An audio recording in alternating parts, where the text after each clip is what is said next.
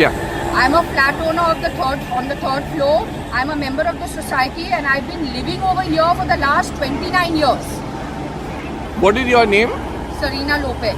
Okay. And the chairman of this society has been misusing his post for personal gain.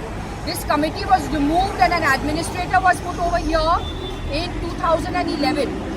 Post is administrator being appointed, I took inspection of the documents and records of the society and all the illegalities were revealed.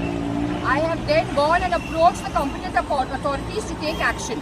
The deputy registrar has also been apprised of what is happening in the society, and recently he has issued a show cause notice to the chairman, secretary and the treasurer, asking them to show cause why they should not be disqualified under section 75(5) for 5 years. This is what happens when rogue committee members and rogue managing committees take the law into their own hands and misuse their posts for personal gain. Now yesterday, after this demolition took place, the accused against whom the FIR is filed, Mr. Vijay Kalantri, he tried to re-erect this structure with a prefabricated wall, which is lying there in the compound. You can see it. I had to call the police on 100 number. I had to call the BMC. And BMC of course didn't respond to the message. I want to say here that I allege that these BMC ward officers, for consideration best known to them, are aiding and abetting the unauthorized construction. I believe that there is tremendous political pressure being brought on the office of the municipal commissioner to such an extent that even he refuses to pass the necessary orders and issue the directions that are required to bring this plot back to its approved plans. What about the garage?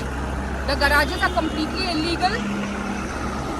They are submitting concocted plans to the courts, and I have filed an RTI, and the RTI has revealed that the plans submitted to them are not traceable in BMC records.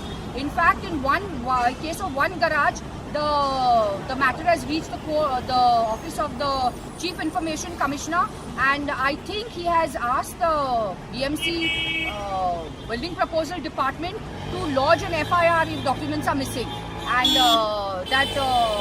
these documents being not traceable, I would like to know from where they are presenting these documents and from where they are getting these documents. I feel that whatever documents are being submitted by them are reportedly untraceable by the BMC, and therefore they cannot be relied on. Okay. Thank you very much. Yeah.